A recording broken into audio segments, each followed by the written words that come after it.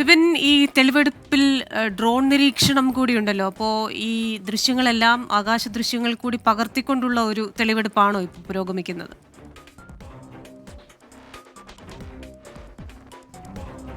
അതെ, ആകാശ ദൃശ്യങ്ങൾ കൂടി എടുക്കുന്നുണ്ട്. അത് ജനരോഷം കൂടി മുന്നിൽ കണ്ടിട്ടാണ് ക്രിസ്റ്റീന. കാരണം ആദ്യത്തെ ദിവസം ഈ ചെന്താമര പിടിയിലായ ആ രാത്രി നമുക്ക് ഓർമ്മയുണ്ട്. വലിയ രീതിയിലുള്ള ജനരോഷമുണ്ടായിരുന്നു, പ്രതിഷേധമുണ്ടായിരുന്നു. അത് നെന്മാറ പോലീസ് സ്റ്റേഷനിലേക്കായിരുന്നു. നെന്മാറ പോലീസ് സ്റ്റേഷന്റെ ഗേറ്റും മതിലും തകർത്ത് ഈ പ്രതിക്കെതിരെയുള്ള ഒരു ആളുകളുടെ അത്രത്തോളം ഒരു പ്രതിഷേധമൊക്കെ ഉണ്ടായിരുന്നു. പിന്നീട് പോലീസിന് ലാത്തിചാർജ് ഉൾപ്പെടെയുള്ളവ നടത്തേണ്ട ഒരു സാഹചര്യത്തിലൊക്കെ എത്തുകയും ചെയ്തിരുന്നു. അത് മുന്നിൽ കണ്ടുകൊണ്ടാണ് ഒരുപക്ഷെ അന്ന് ഈ കസ്റ്റഡി അപേക്ഷ നൽകാതെ പോലും ഇരുന്നത്. കാരണം പ്രതി പിടിയിലായി കോടതിയിൽ ഹാജരാക്കിയ സമയത്ത് തന്നെ സാധാരണഗതിയിലൊക്കെ കസ്റ്റഡി അപേക്ഷ നൽകുന്നതാണ്. അതിപ്പോൾ ഒരാഴ്ചയ്ക്ക് വൈകിപ്പിക്കാൻ പോലും കാരണം ആളുകളുടെ ജനരോഷം ഒന്ന് അടങ്ങണം, ആ ഒരു സ്ഥലത്തെക്കുറിച്ച് കൃത്യമായി മനസ്സിലാക്കി അതിനുശേഷം മാത്രം ആളുകളെ പറഞ്ഞു മനസ്സിലാക്കിയതിനു ശേഷം മാത്രം ഒരു തെളിവെടുപ്പ് എന്നതിലേക്ക് പോകാം എന്നുള്ളതാണ് ഉദ്ദേശിച്ചിരുന്നത്. ഇപ്പോൾ ആ രീതിക്ക് തന്നെ ഒരാഴ്ചയ്ക്ക് ശേഷം കസ്റ്റഡി അപേക്ഷ നൽകുന്നു. 2 ദിവസത്തെ കസ്റ്റഡി അപേക്ഷ ലഭിച്ചതിന് ശേഷം ഇപ്പോൾ അതിന്റെ നടപടികളിലേക്ക് കടക്കുകയാണ്. ഇപ്പോഴും ഈ പാടവരമ്പത്തിലൂടെ ഉള്ള തെളിവെടുപ്പ് പുരോഗമിച്ചുകൊണ്ടിരിക്കുകയാണ്. പോയ വഴികളും ചെയ്ത കാര്യങ്ങളുമൊക്കെ ചെന്താമര വിവരിച്ചുകൊണ്ടിരിക്കുകയാണ് പോലീസിനോട്. ശരി, വിപിൻ സി വിജയനാണ് വിശദാംശങ്ങളുമായി ചേർന്നത്.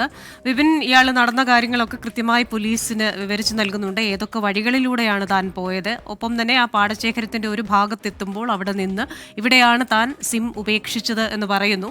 പോലീസ് തീർച്ചയായും അവിടെ ഒരു പ്രാഥമിക പരിശോധന നടത്തിയിട്ടുണ്ടാകുമല്ലോ. പക്ഷേ ഈ സിം തീരെ ചെറുതാണ്, നമുക്കറിയാം. അതുകൊണ്ട് തന്നെ സിം വീണ്ടെടുത്തിട്ടില്ല എന്നാണല്ലോ മനസ്സിലാക്കുന്നത്. അത് വീണ്ടെടുക്കാനൊരു സാധ്യതയും കുറവാണല്ലോ.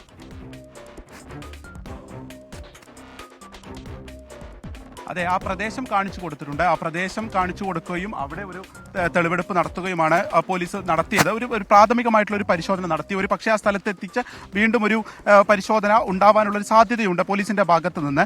ഒപ്പം തന്നെ ക്രിസ്റ്റീന, ഈ പ്രദേശം പൂർണ്ണമായിട്ടും ഒഴിഞ്ഞു കിടക്കുന്ന ഒരു സ്ഥലമാണ്. കാരണം 2 സ്ഥലത്തും നിറയെ പാടം മാത്രമുള്ള ഒരു സ്ഥലമാണ്. ഇവിടെ നിന്ന് നോക്കിക്കഴിഞ്ഞാൽ നമുക്ക് വലിയ മലനിരകൾ കാണാവുന്ന സ്ഥലമാണ്. അപ്പോൾ അവിടേക്ക് ഇത് അടുത്തുകൊണ്ടിരിക്കുകയാണ്. പാടം കഴിഞ്ഞ് ആ കാടിന്റെ പ്രദേശത്തേക്ക് ഇപ്പോൾ ആ തെളിവെടുപ്പിൻ്റെത് പോവുകയാണ്.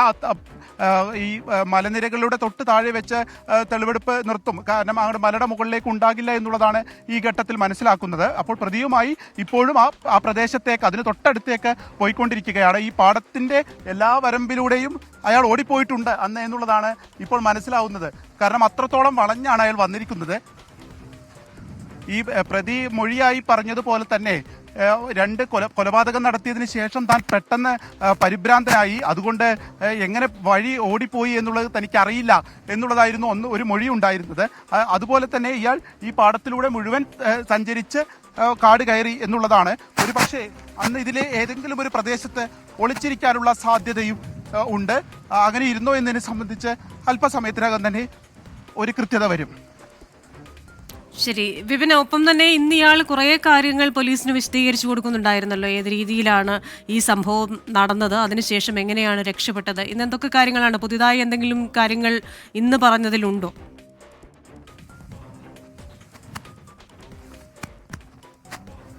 ചെന്താമര 3 തവണയാണ് മൊഴിയായി പറഞ്ഞിരിക്കുന്നത്.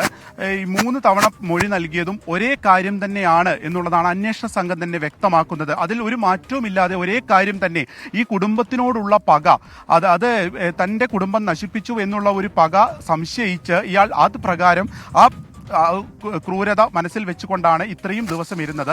ഇപ്പോൾ നമുക്ക് ഈ ദൃശ്യങ്ങളിൽ കാണുന്നത് പോലെ തന്നെ ഇതാ ഈ വഴി മലയുടെ മുകളിലേക്ക് കയറി എന്നൊക്കെ പ്രതി വിവരിച്ചു കൊടുക്കുകയാണ്. ഇതാ ഇപ്പോൾ ഇവിടെ നിന്ന് വീണ്ടും ആ വീടുള്ള സ്ഥലത്തേക്ക് തന്നെ കയറാവുന്ന രീതിയിലേക്ക് ഇപ്പോൾ ഇതാ കയറിക്കൊണ്ടിരിക്കുന്ന ദൃശ്യങ്ങളാണ് ക്രിസ്റ്റീന നമ്മൾ ഈ കാണുന്നത്.